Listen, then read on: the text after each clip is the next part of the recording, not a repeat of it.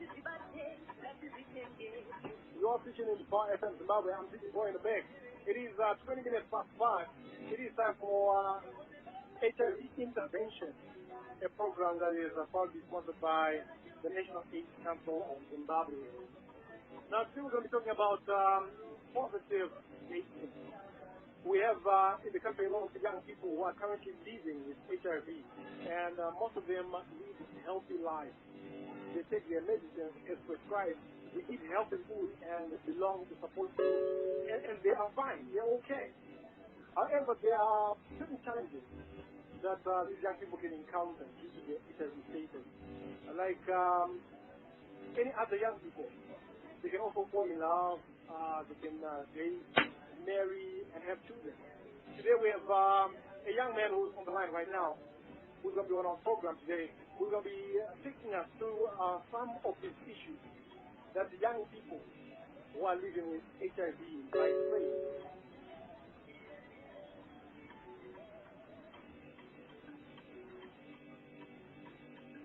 I've got Lakmo on the line right now. Hello, Lakmo, you are live on Python. How are you? Welcome to the program, HIV Intervention. Thank you, Tendai. I'm glad to be here. It's an absolute pleasure to have you on the program. Of course, first things first, I need you to introduce yourself. Who is Lakmo? Okay, thank you very much. My name is Lakmo Pamiza, and I am aged 24 years, and I'm one of the young people living with HIV in Zimbabwe.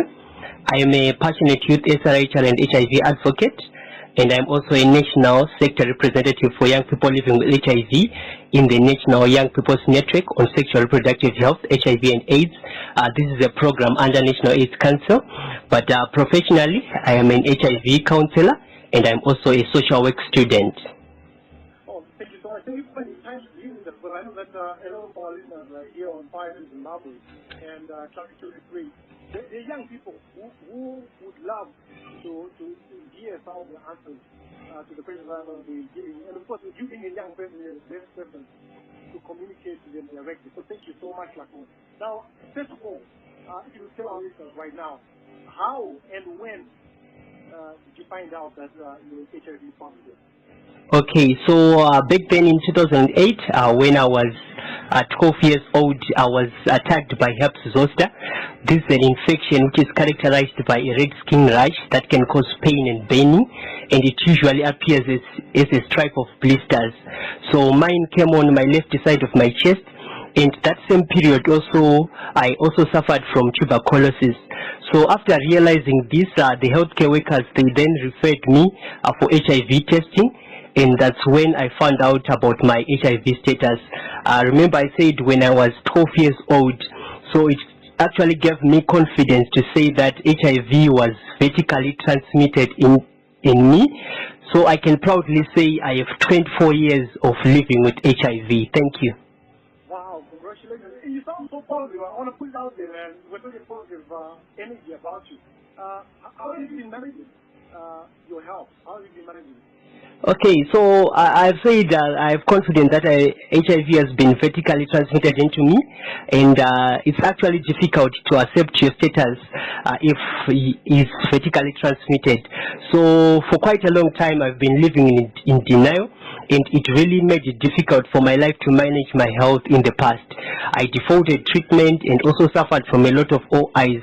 But through the help that I have received from organizations like National AIDS Council and its partners, I gained confidence and accepted my status. And actually from there onwards, I've been managing my health well. I started adhering to my medication correctly. I also eat healthy, I exercise. Problems are inevitable, but I try by all means to manage my stress very well. I know my mental health, it really matters. And also if I have something that is really troubling me, I also share my experiences or my stories with my peers during the support group meetings or WhatsApp and other virtual platforms. But most importantly, a disclosure really made it easier for me to manage my health. I have disclosed my status publicly, so there is nothing to hide. Thank you. No, you talked about getting assistance from the National AIDS Council. What kind of help have you received from the National Youth Council and its partners?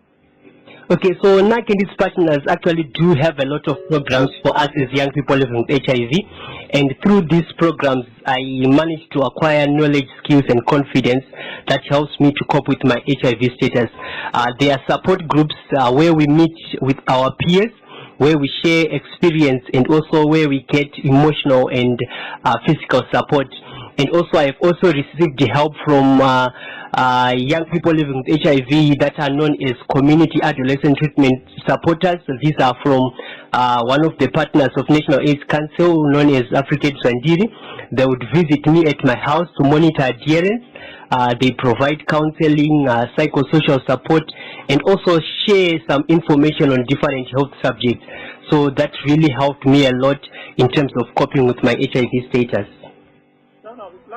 We know that young people, they get to a point where the need for a relationship develops. You work with youth that are living HIV. What relationship issues are they facing? Okay, thank you very much. Yeah, relationship is really something that we face. It's a great challenge among us as young people living with HIV, since because many feel ashamed or embarrassed by their HIV status when dating, and many also the big issue, like what I've said, is disclosure. How and when do you tell someone that you're HIV positive? And some, they actually find it hard to think about dating because they feel less desirable or less appealing than HIV negative young people. And many also, they are afraid of rejection. They just fear to be rejected. I think fear of unknown. Yeah, thank you very much. Today we are talking about positive dating on this program sponsored by the National Youth Council. That's HIV intervention. And I'm thinking about positive dating. It can be just for the youth alone, or if somebody is with HIV. How can parents play a role? How can parents assist in positive dating? Okay, so the first thing that I want to talk about is that with support, yes, we can stand. We really need our parents. So there is actually need for strong parent-child communication. You know, when you are growing up, you actually encounter so many things. Adolescents and young people, it's just a period where we will be experimenting, but we really need someone who can give us a good advice. And our parents, they always want the best for us. So it's something that our parents should open up to us and allow us to talk about issues that involve sexual reproductive health, relationships and dating. It actually helps in building health relationships and intimate relationship with our partners. Okay, let's get into the nitty-gritty of it. But I think a lot of listeners right now are wondering, when we're talking about positive dating, I mean, exactly what are we saying? Is it possible, Lakmo, for a couple whereby one or both partners is HIV positive, to have children who are HIV negative? I know that we're way deeper, I know, Lakmo, but is it possible? And how? Because dating leads obviously to serious relationships. Yeah, I got you. But yes, it's very possible. Yes, they can actually have children, and children who are also HIV negative. So you need to understand that although HIV can pass from a woman with HIV to a child during pregnancy, at the time of birth, or when breastfeeding the infant, so the medical treatment of both the mother and her infant can actually minimize the chances of that happening. And you know, if the mother has a suppressed viral load, her chances of passing the virus from herself to the baby are actually low. And you need to understand that breastfeeding is actually one of the most valuable interventions for improving child survival.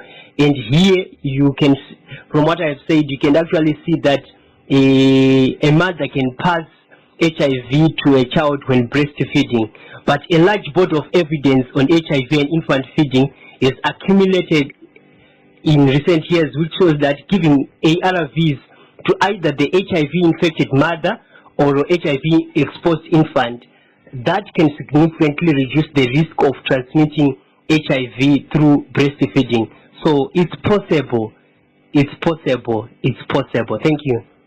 Thank you so much, Lakmo. Of course, this is during the first time you actually part of Zimbabwe discussing with Class 263. This is HIV intervention, a special program brought to you by the National AIDS Council of Zimbabwe.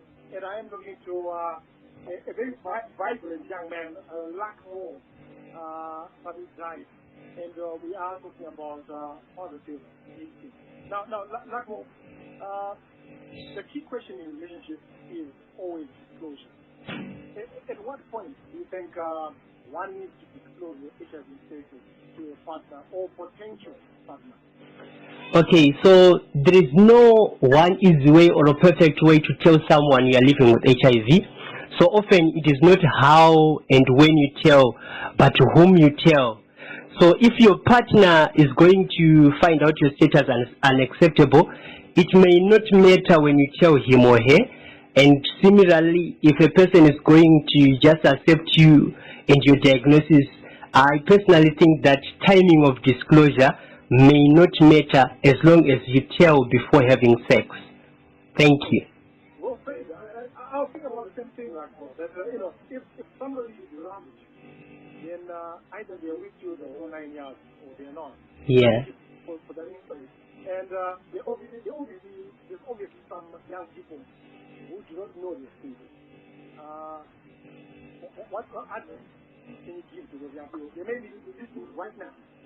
Young people who may have concerns and they don't know this thing. What advice can you give? Okay, so what I can tell them is that they actually need to get tested, because HIV testing is actually the gateway to treatment, care, and support. And knowing the result may actually reduce the stress associated with uncertainty. And also, as an individual, you may begin to make rational plans for preparing oneself emotionally and spiritually. That is, if you are found with HIV, and symptoms can also be confirmed, alleviated, or also be treated. So, in terms of those that are found HIV positive, there are a lot of things that can be done. ARV treatment can be considered. That will enhance your life, and also one can make decisions about family planning and new sexual relationships. So it's actually really important to get tested and know your status. Thank you. Thank you so much. Unfortunately, we've run out of time, and thank you so much for the valuable insight that you've given us today on this program.